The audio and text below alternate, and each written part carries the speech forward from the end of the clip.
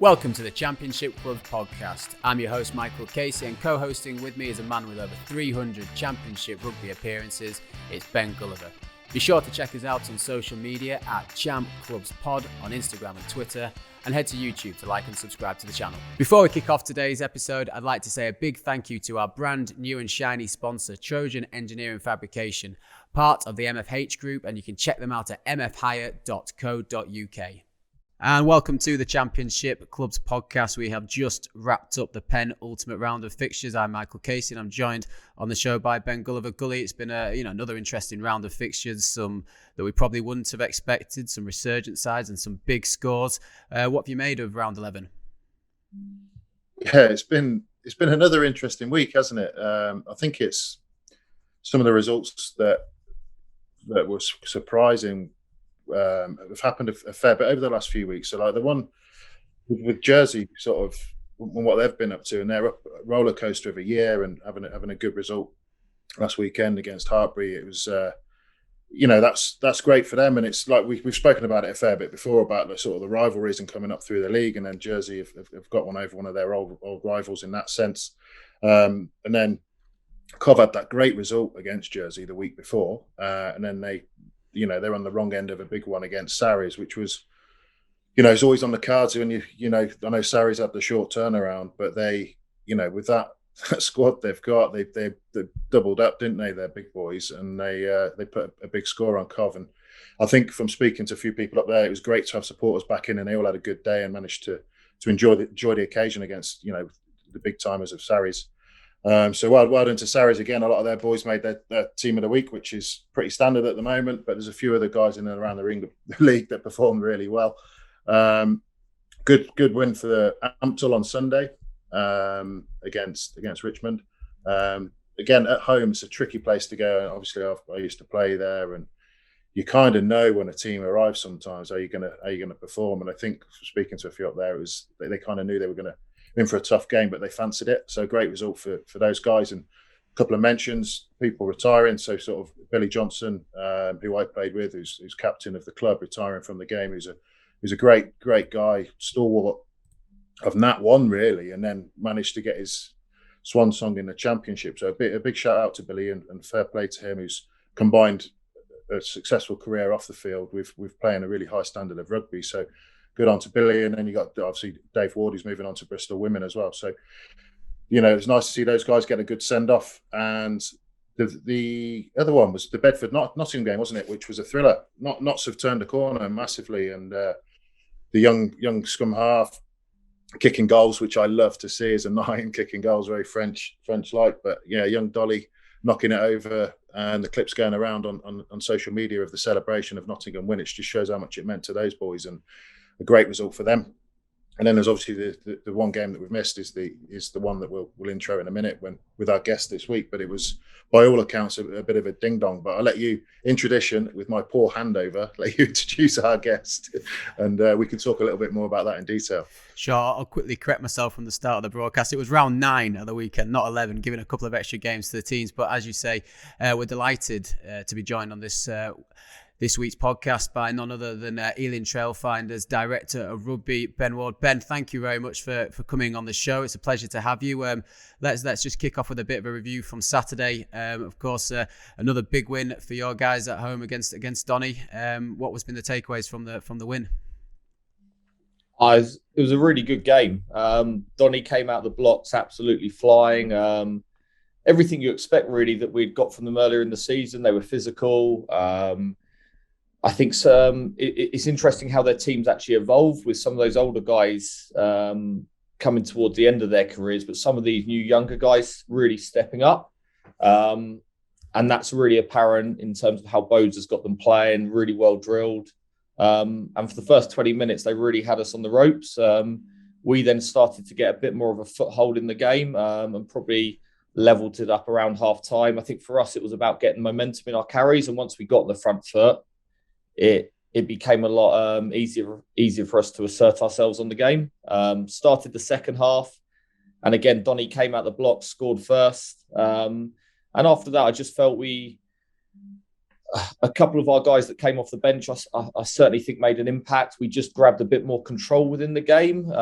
We maybe didn't have the balance right in our pack first half in terms of the amount of guys that were there to try and negate Donny's physicality, but I probably got that wrong slightly and forgot about the mobility that we'd want to have on our pitch to really get that balance right. So we came through it well in the end. But I think certainly going forward, Donny are going to be one of the teams next year to look out for. Ben, just how have you found it sort of this last year? With obviously the season's a lot shorter, and the different pressures that you may have found this year and previous last season as well, where you're kind of in that position now where you're expected to win these games. How are you managing the pressures in the squad and that comes with being Ealing Trailfinders at the moment? Yeah, it's a really good question, and something we've probably struggled with over the last couple of years on that journey. I remember 2 years ago, we were probably still labelled with that same tag, but we were losing games that we weren't expected to lose, but we weren't ready to win those games. Certainly, I remember, again, 2 years ago, we'd spoken about putting a real challenge in for the league, and we went down to Cornish Pirates, first game of the season, a bit like Saracens did, and we got absolutely turned over. Later that year, again, we went on a good run, but then we lost away at Richmond, and they were better than us on the day. And I guess for us, we've really learnt just to focus on what's going to happen next week, try and give ourselves some tangible goals within the games, and really try and not look too far ahead. A lot of that comes down to the purpose of how we train. I think we train pretty hard as a group, and some of the guys, when they join us, find that quite difficult because we train with a lot of intensity. So trying to get that right. But the last year has been more difficult, probably with everything, and I think all of your guests have said this, but with everything being put back and having nothing to aim for, actual tangible goals in training have been quite difficult. We were lucky with some of our Richmond and Bristol fixtures that happened first, and then the Trailfinders Challenge Cup. And I don't think it's probably ourselves, Donny and Saracens, who played in that competition. We're sort of the top three sides in the league, and maybe we just had the best preparation as well. So obviously the win at the weekend cemented the place in the playoffs, Ben, and I know we just alluded to before we came on air, it's obviously giving you a little bit of a chance now to take stock before the playoffs. Assessing where you are this season, has everything gone as you'd have hoped? What's been your sort of pre-postseason review of the year so far? I think, again, strange year. I think the Cup was really enjoyable for all three teams that were involved, because at that time, we had nothing else to really go for, and it gave us some meaningful games. And obviously, for us as a club to be able to beat Saracens twice, a team who have obviously been at the top of European rugby, albeit without all their internationals, it was still a good side. That gave us a lot of confidence, and gave confidence to the players. I think then leading into the game, knowing that it was a short season, we spoke about it being a bit of a sprint, coming out the blocks really fast. And I just think our players were hungry to play, from going to maybe not expecting a season to thinking everything was gone. I think it was more relief, and actually, I guess, being very thankful to having that season to actually play for all the work we've done over the last 6 months. We had something tangible to go after.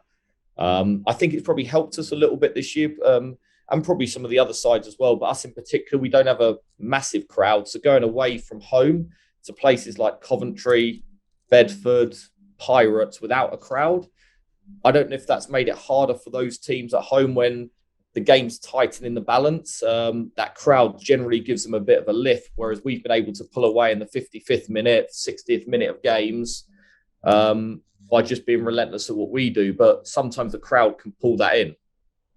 Yeah, and I was just thinking, you've spoken about it being a sprint, and we spoke just before we came on that you've got a gap now until your next game. So, what's sort of the plan for that? Have you got a bit of time off? For giving the boys a rest? It's a well done, and then it's obviously focusing on the challenge ahead. Yeah, this week the guys aren't in at all.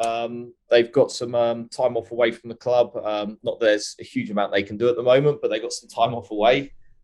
We'll come back in next week and we'll start preparing for the playoffs, and then probably taper off a little bit leading into that first game, because one thing we knew from last time we played Saracens, it's just the guys aren't used to playing of games of that intensity. So to actually play them twice in 2 weeks, how we manage that will be really important, and making sure the guys are fresh physically and mentally is really important as well. Yeah, that sort of emotional sort of challenge and the control the boys have got to have, because they'll all be thinking of it as players. I was lucky enough to play in two champ finals, and it's as underdogs. It one at Bedford and the other at Pirates, and we didn't have the week off before. We were pretty much straight into it. But sort of managing the group then is a tricky job, isn't it, for you, the coaches, but also the individuals as players. It's an exciting thing, but you've got to try and keep the reins on, haven't you? It must be challenging and a new experience, because obviously we haven't had playoffs for a while now, so it's going back into that system as well, which I'm a fan of. I'm not sure what your thoughts on that. Yeah, look, I can see both sides of it. I think for someone like Saracens, they'd want to be preparing now for next season rather than be going into a playoff. Whereas the favourite, it makes it a lot harder. For the underdogs, the playoffs are great. I think it's interesting for us how we manage that, but how we approach it as well. For us, there's probably nothing to lose. Normally within the playoffs, let's be honest, Saracens aren't meant to be in our league this year. And if you probably look at, someone said it to me the other week, that there's different levels, and you've got Championship. You then go up to Premiership. There's another step up to European rugby. You then go a step up to international. And then at the top of that, there's British Lions. And Sarries have got 5-6 British Lions in that squad. That it's a huge challenge, and something I guess all of us Championship sides have really embraced and enjoyed this year. But how we manage that, and you can easily lose a game against Sarries, as we found out at their place in the first 20 minutes. And you have to manage those moments really well. I was going to mention a little bit about just about Sarries, because we have not often spoke. We had Baz on here a while ago, and it's they've actually brought a lot to the league. Their social media interaction, their supporters, they're proper rugby fans, and I think one of obviously they're in the league falsely, but it's been a shame we've not been able to see those guys, their supporters, in the league and in and around it and really embracing it. And Georgie, my wife, she was up at the Sarries women's game last weekend, and they were all gutted, the supporters, that they haven't had a chance to come down to Vallis Way or go down to the Pirates. But I think, although there's not been supporters, I think they've added a great deal to the league, and I think it's credit to those guys as well. And the final will be a good showpiece for them as well.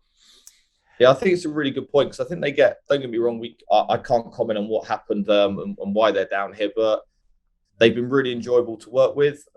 There's certainly a team over the last 3 to 4 years that we've really looked up to, how they play, how they've won these trophies, but also the way they the way they train as well. And we've had a few training days down there, and their coaches and players have always been very warm, welcoming, more so than a lot of other clubs that we've been to. So again, I can only speak very highly of them, and we're excited about the challenge of trying to take them on.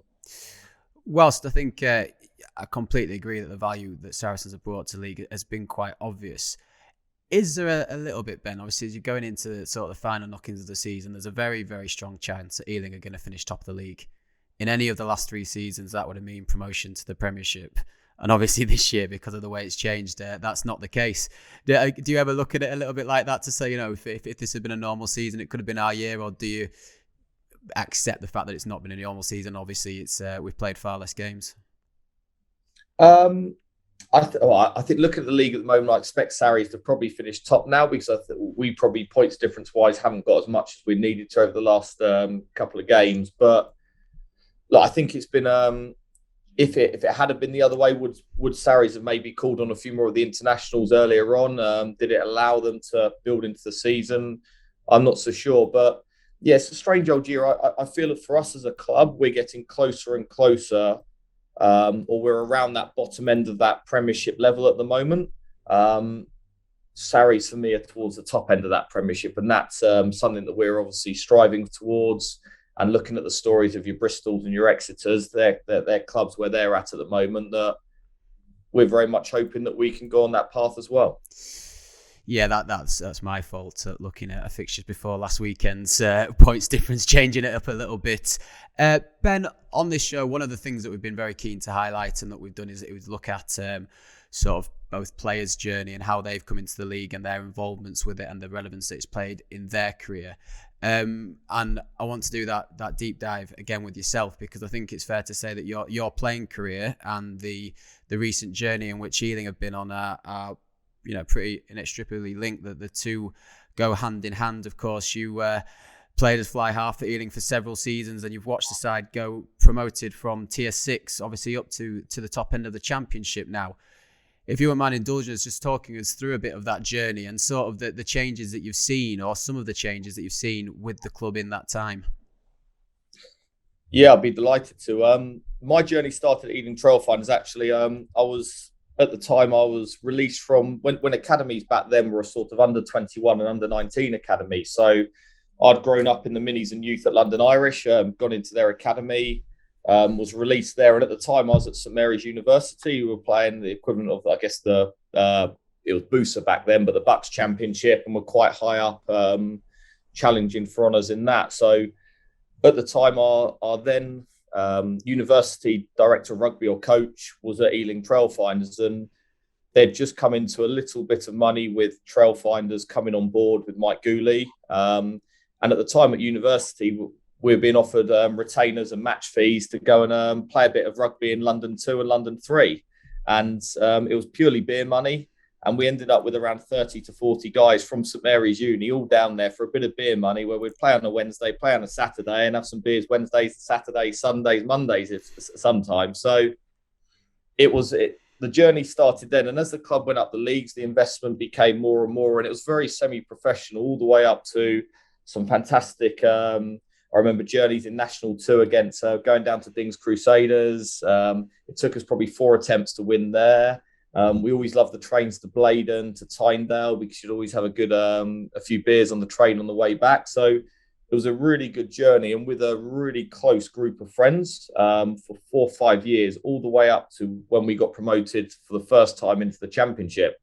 The Championship was really different back then as well, because pretty much every side was full-time. There may have been 1 or 2 that weren't, but it was more towards that way. So we went up to the Championship, and it was a real rude awakening for us. I remember I was sort of a player coach at the time, and our second game in that division, we were away at Rotherham. And I remember my housemate at the time, he was in the scrum, and the scrum got drilled so far back that he ended up as a hooker just into the boardings, and his parents were stood above him watching him, who had come down from Newcastle. And I remember just catching his eye thinking, we shouldn't be in this league type thing. And that year, it took us a long time to really, we didn't win for 11 games. We ended up winning at Jersey away on our first attempt, first win of the season there. And we ended up coming off the bottom of the league at the penultimate game of the season. We won away at Plymouth. And then last game of the season, Jersey beat Bedford away, and we ended up getting relegated. We lost to Rotherham at home, albeit picking up 2 points. It was at that point our then director of rugby left, and I sat down with Mike Gully from Trailfinders at the time, and we just sat on where did we want to go as a club, really. And at that point, he said, I want to establish ourselves as a Championship side. So budgets were put together. We decided to turn fully professional, and that was probably the end of that real tight group of guys that have been together for a certain period of years. We dropped down to National 1, and over the next 4 years, we got promoted back to the Championship, but we have had such big turnover over the years that we've tried to make that step up every single year. And that's been hard to build that team spirit, to get guys that have played over 100 games for the club back into that environment. And it's taken us a while. We've had some success, and even in that first year back in the Championship, we only just survived.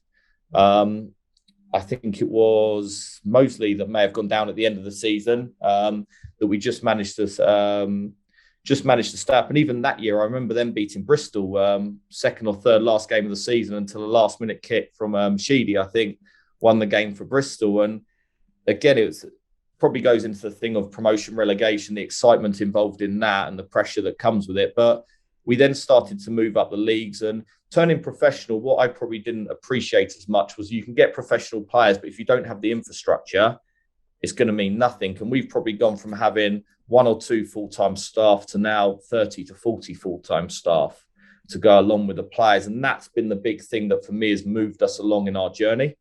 Yeah, I can just touching back on the change, and it was noticeable because I'd have been playing when you first came into the league, and then I think at Bedford we went down for a pre-season game down at your place, and there was just a difference in the whole squad. And I think you gave us a bit of a hiding, to be fair, and it was just a different type of player that you'd invested in, and you could see a real change. So that's obviously come from your conversations from getting relegated, and that's when the plan has come in place from that first year in the champ, I'm assuming. Yeah, so that was the first game we'd have played with that new squad where we'd turn, and even that year although we'd turned professional, we were half and half. So we'd had half the squad that were fully professional, half the squad weren't. So we were stuck in that situation of you do a bit of training in the day, but then you've got to repeat it in the evening for the guys that are coming down. And it took probably 3 years to make that change. And as you then move up the leagues, you can attract better players, you can develop them better with more staff, better S&C, better facilities. We invested in 2 3G pitches. And to be honest, the owner's been brilliant because the facilities have never stopped. Even during the last 12 months during the pandemic, he's pushed ahead with a £4.2 million indoor training centre, which is going up at the moment. Down at Brunel University, which is where our academy is based, there's a 1.8 million facility being put in with a 3G pitch and a new gymnasium down there. So it's all that stuff off the field has enabled us to probably push on to where we are now. I do have to admit, every time sort of come down to the Trailfinders sports ground, it's got bigger from the season previous. So I can definitely relate to what you're saying there. Be interested then, Ben. You talked about when yourself and Mike Gully sat down about this vision, and it was to, at that time, establish yourself as a championship team. Was that you driving Mike to that, or Mike driving you? How did that conversation, how did those ideas sort of first get vocalized, and who was the driving force? Honestly, I don't really know, to be honest. He's not the type of guy where you're going to go in there and start demanding stuff. Put it that way. It was more just as a player and being at the club. Maybe that helped me. That I'd always had a beer with him after the game. I felt it was as a player that he was paying our wages. It was always the case for the players to go and speak to him, make sure that he enjoyed the game. And as someone who's been as successful as he has in business, he'd always have opinions on how he feels the game should be played. And as a fly half, I was always willing to listen. I didn't always agree, but always willing to listen. And when we sat down, as I say, he's always been successful in most things that he's done. So he wanted to be successful. I wanted to be successful. And it was just a case of, right, how do we get there? And he was brilliant. It didn't take him long. He was just like, I'm in, let's go. And how does the so you obviously got, is it 30 to 40 staff now? Yeah. And then your role as director of rugby, and I've spoken to a few people about directors of rugby at different clubs is a different remit for all of you. I just wondered how that works for you, and are you solely rugby, or is it all the other areas as well? So the Brunel, the new women's program, the community, like where do you sit in all of that as well? Just out of interest. So I'm extremely lucky at the club. One thing with our owner is he doesn't like maybe all the committees and all the boards that you get at other clubs. So effectively, I speak to the owner. If we want to do something, we do it. There is no board. There is nothing in between us. I would sit above everything. So community, finance, women's program, academy, first team, all sit under my remit. They're my responsibility, and I'm extremely lucky to have an incredible group of staff that help me out with a lot of those areas.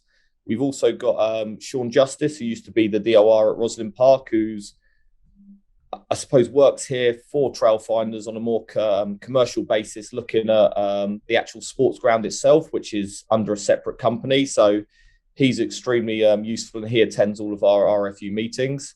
And then from a rugby front, I'm heavily involved in the coaching from the attack and the backside. But again, we have a number of coaches that if I'm not there, it wouldn't make any difference anyway. The players are pretty good and know what's expected, and these coaches can take on the reins anyway.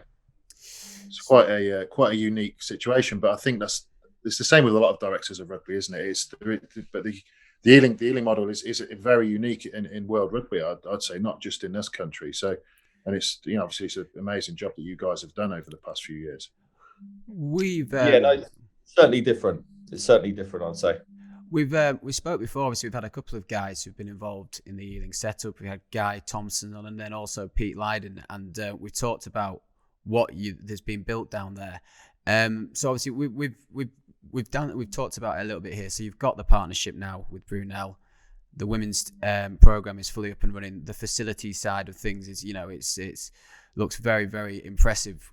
Just away from Trailfinders, and I'm sure we'll talk about the future vision for the first team. What plans are in the offing for the sort of the whole wider program down at Ealing Trailfinders? Just not talking about the men's first team for the moment.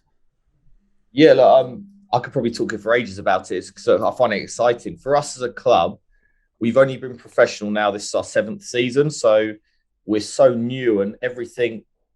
We always sit here and say, well, why not try something? It may not work, but let's try it. So things with our community program, that's now growing with more staff becoming on board and getting more funding from Sport England to do various different projects. Within that as well, there's a big emphasis for us on growing a fan base, which I guess if you live in Cornwall, you go and watch Cornish Pirates. Coventry have a massive fan base where they are as being the primary sort of team in Coventry that's from the city. So for us in London, that's one of our biggest challenges, and how we grow that. Obviously, Wasps moving out from just down the road made a bit of a difference, but that's where our community team, we're starting to grow. Our academy is different because we've not been allowed a Premiership academy because we're not a Premiership shareholder. So in some ways, the benefits of that is we're not restricted by regions like the other Premiership academies are. So we can go all around the world if we want to recruit players, which we're trying to do. Obviously, the best ones in this country generally are in that pathway, but some get missed out. We have a very strong partnership with Henley College now, which is our under-18s program, men and women. And same with Brunel University, men and women. We've brought on board this year as well a player development manager. So very similar to the role that the RPA would do, but rather than someone coming in 1 or 2 days a week, they're there full time. Lou Meadows, who works for us in that area, she'll spend time with the players, get to know them, try and find out what they need to do, not just to develop, I guess, looking at future careers, but how they develop themselves. So some examples would be in the last couple of weeks, she's done some, some interview work with players, some mock interviews. For some of them, it's getting them into a company, really trying to look after even the players that come through our academy that not everybody's going to make it. So when they leave university, we want to make sure that we've given them the best experience on the pitch. We've given them an education, and that's part of our success with our academy, that they do get that education. And then on the flip side, how can we help them with what they do next as well and keep in touch with us and they stay part of our journey? And we're now looking into apprenticeships and other routes of what we can do. So that academy for us is absolutely huge and integral for us having sustainability going forward. I think with Lou coming on board, I think you're leading the way not only in the Champ but across Prem clubs, because as you say, the RPA, and that's a different subject altogether because we are quite passionate about player welfare and my experiences through it. And if you've got someone on site that's full-time looking after those development plans for players and, the day-to-day, the interview process, the writing of a CV, where do I apply for? Where do I want to go with my life? What do I do with my family? All of these sort of questions that you have as an adult growing up, don't you? As a rugby player growing up, if you've got someone on site there to help with that, and we may not always have the answers, but there's someone there for the players and a doorway that's always open is great to see, mate. That's huge. It's a really amazing thing that you've done, and I think players going in there are really fortunate to have Lou there on board supporting that.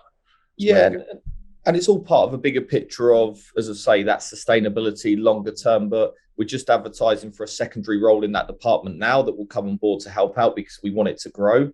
But it's easy, I think, nowadays when people talk about coaching and when they talk about managing players, people often talk about you need to show that you care. And it's a really easy thing to say. And it's a really easy thing for clubs to say, we want to do this because we care. But actually, maybe we're in a luckier position that with the owner we've got financially, we can put those people in place to really make sure that the players do know that we care. And yes, obviously, ultimately, I'm judged on results at the weekend. But even this year, I'm extremely proud of the way the players have conducted themselves over the past 12 months with everything that's gone on. And we've probably not been able to show as much of the team bit, the team bonding side of it, or those type of areas where we can normally reward the players because of all the COVID regulations. So to find other ways of helping the players. And when they leave here, they feel that they can still call on us and they come down and watch us, hopefully, and they still support us in the same way that you support the ex-teams that you played for. We've not had that in the past. Yeah, that sort of former player networks is key, isn't it? And especially where you're located. If there's guys down there still in the area and you can draw on them to come and watch you, it just adds value to your own match day, but also to your support base, doesn't it? Yeah, 100%. And that's where those first 3 to 4 years in the champ for us, and when we turned professional, our player turnover was so high. Partly because if anybody did well, they were being picked up by the Premiership. If they weren't doing as well, we wanted a better level of player, or we wanted to make that next step. So it's been really hard to build those that consistency. But I like to think we're getting there now with people like Rain Smid, Will Davis, Alan Walker, people like that, Craig Willis, that have been with us a long time now. And they really drive the standards of what we do. You've got Browner's come back on board as well, hasn't he? Who's got a bit of the, he's a bit of experience from the past as well, so he can tap into that, and he understands the club, and that's another sort of string to your bow, isn't it? Having people like that in and around the club on a day-to-day basis. Yeah, and again, exactly. It's different people. Tom Brown for us was someone that he was the one national one with us when we went back up that secondary time, and again, the experience that he'll be able to say as someone that's been at the club and done it to some of our young players should be really valuable. Yeah, it's great. I think it's like so refreshing and interesting to hear about the development that's going on with the club away from the first team, because I think it's quite easy to see on Twitter, or you might have seen examples of teams perhaps in the past where there's been money come into a club and it's all gone into the first team after a clear ambition, which is to get to the Premiership. But it seems quite evident that what's going on, maybe it's because I'm around it, you see the job adverts going out for player development, you see the recruitment that's going on away from the first 15. They are actually looking to build what I'm assuming we'll get onto is an intention to be a future Premiership club, but there's the foundations behind it, so it's not just a case of getting the best 40 blokes to achieve that success on the field. Yeah, very much so. I think if you look at us 3 years ago, we were starting to achieve some success on the club with the British and Irish Cup wins and the Championship Cup wins, and I probably thought we were further down the road than what we were then. We certainly weren't, and it's we're still nowhere near where I think the potential of this club is. But that infrastructure is massive. It all has to come hand in hand. Our women's program is really important to us, not because it's the right thing to do, but because it's exciting. You watch some of the women's rugby at the moment; it's exciting to watch, and to be able to have I think we can do a really good program hand in hand with our men's program that actually makes each other better and gives a different perspective on things. So, I think it all has to come hand in hand for us. We know there's areas we need bigger crowds. We're just starting to really look at our off-field team as well from a commercial point of view. And again, I think we're really, what's nice for anybody coming in here is it's almost like a blank canvas because we are so new. And we don't have boards of directors and we don't have a lot of probably politics within the club. Things are quite easy to get done, which I think people enjoy. Yeah, I'm good friends with Kim and Kat, actually. And I was delighted from both when they got the jobs. And you touch base with Kim and it's quite a bit. And she can't speak highly enough of the place. And it's like that blank, like you said, a blank canvas with the structure of you guys behind it, supporting them as coaches as well. It's something that's completely fresh. And like you said, that area of the game is an area of growth, isn't it? One of the few that there has an area of growth. So have that side of it with people like Kim and Kat involved is only going to grow your program. And then you look at sort of the Brunel link, and then if you go back to when you were playing, the Brunel St Mary's link, and then you've got all that sort of thing that disappeared for a little bit. And there's more potential there, isn't there, for more involvement in rugby, but more people coming to watch you and natural rivalries which drive interest and support. Yeah, 100%.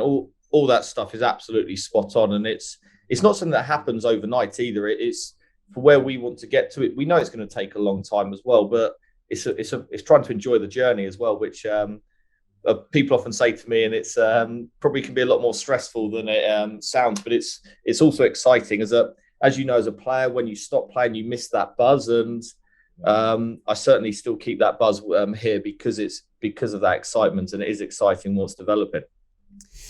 So let's bounce back to the first team then. Obviously, we've gone through the journey back from the London leagues, but I think pretty much since the 2016-17 season, Ealing have been a top four team. Obviously, a couple of second places in the league, and it's now primed that you're going to go into the playoff games against Saracens, admittedly underdogs in that game, but with a shot to go to the Premiership. I guess I'm not breaking rank or coming out with anything too extraordinary, saying that the Premiership is the ultimate goal for the first team, Ben. Yeah, especially for myself and being on this journey to actually go up to the Premiership would be amazing. If we went up there, the goals would change quickly to try and stay in that league and try and develop them, because knowing the owner as I know him, he likes to be successful.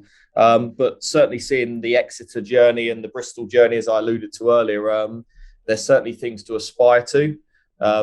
There's a lot of talk around how the game develops at the moment, but until we win the league or we win a playoff, we have not earned our right to go up there. So it's about continuing to work hard, continuing to develop, but we'd love to be up there. I suppose it's a tricky one, isn't it? Because, like you say, with planning and succession planning that you need to have in place if you were to go up, and it's a tricky one to balance, isn't it? Because you're potentially looking at a higher turnover of play if you were to go in there, and it's sort of how you balance that squad. And with Sarries in the league, it's probably, I don't think I'm speaking out of turn, but it's probably a year down the line, if allowed, obviously, because we don't know what the league's doing as yet. So it must be.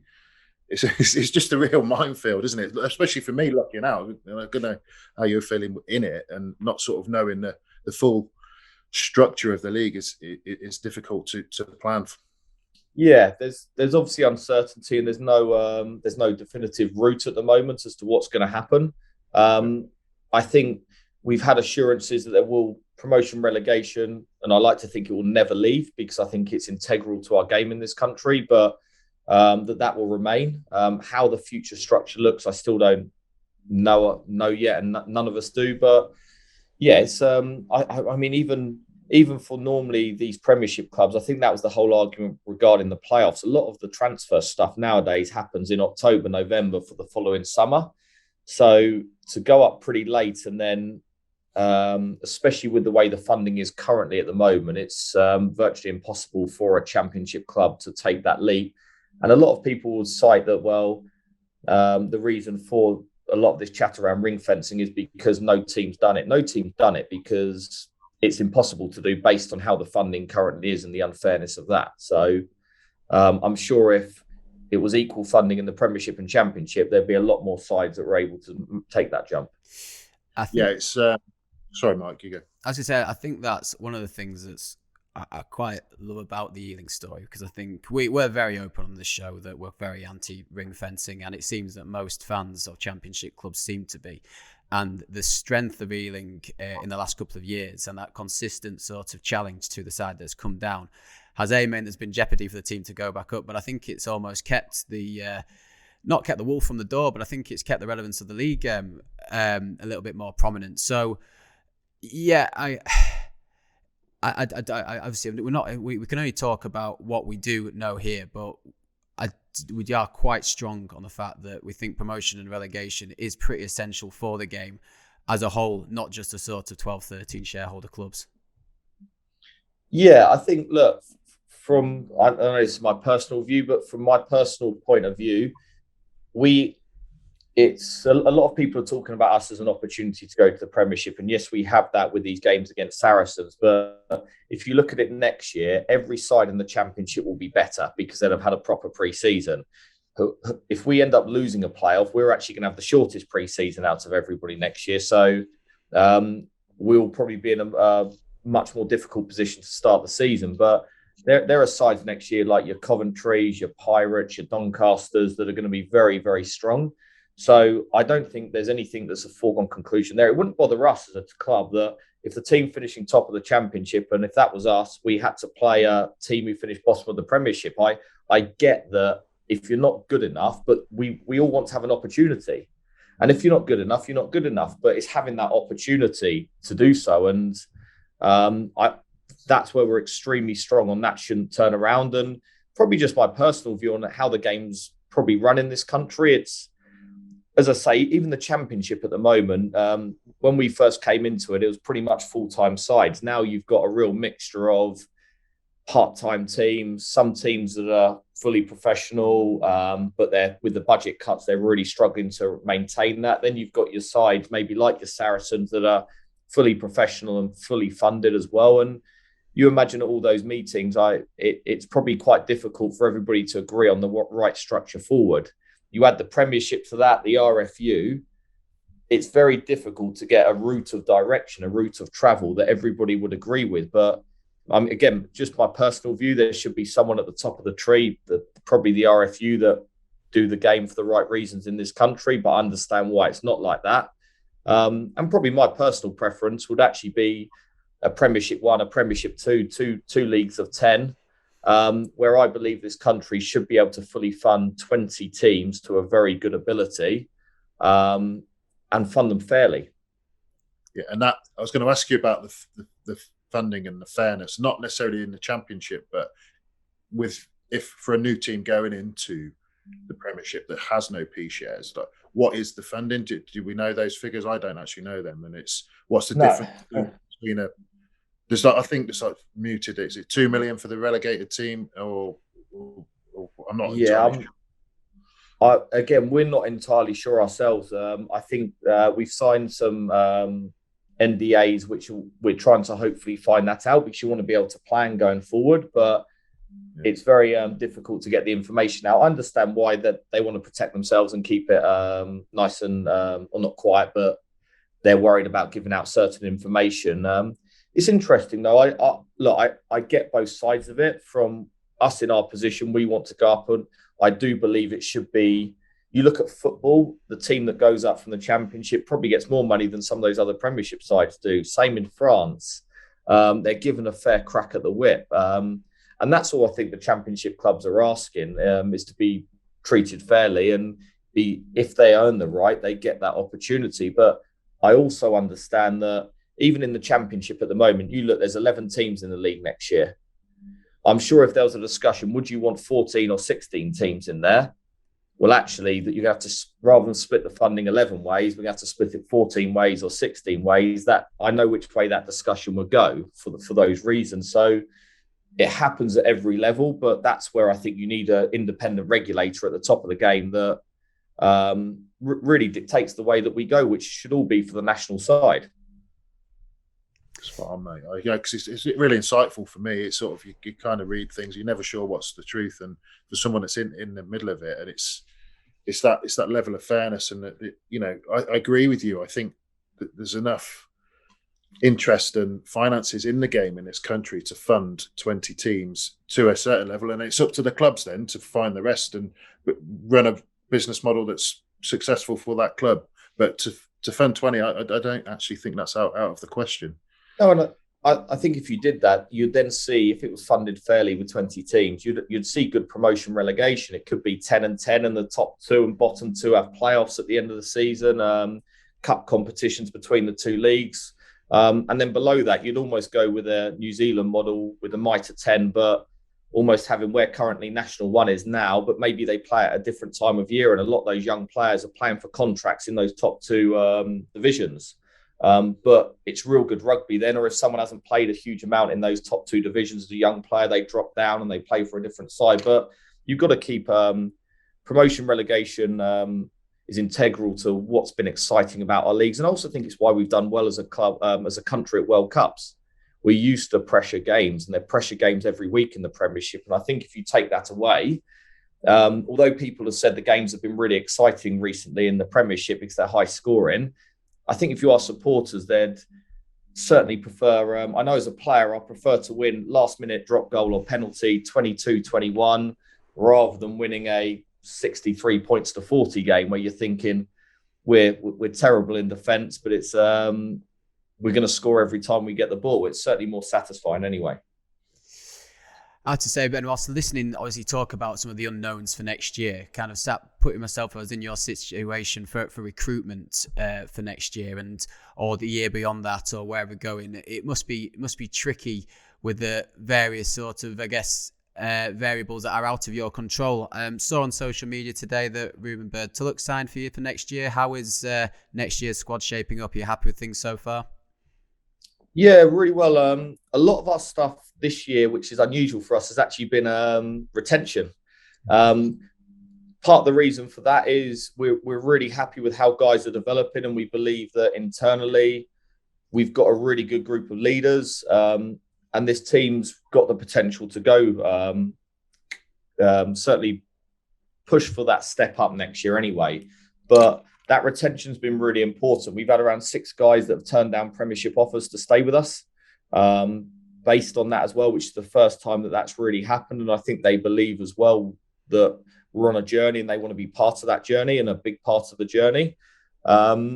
So that's been a big part of what we've done. Also, bearing in mind that if we don't finish till around June the 19th, 20th, we're back into pre-season, not till July the 20th, 21st. So it's only 4 to 6 weeks, or probably 4 to 5 weeks till you're back into pre-season games then. So that was a big part of what we've done. And then there's a few guys that will come in and join us and hopefully add some value.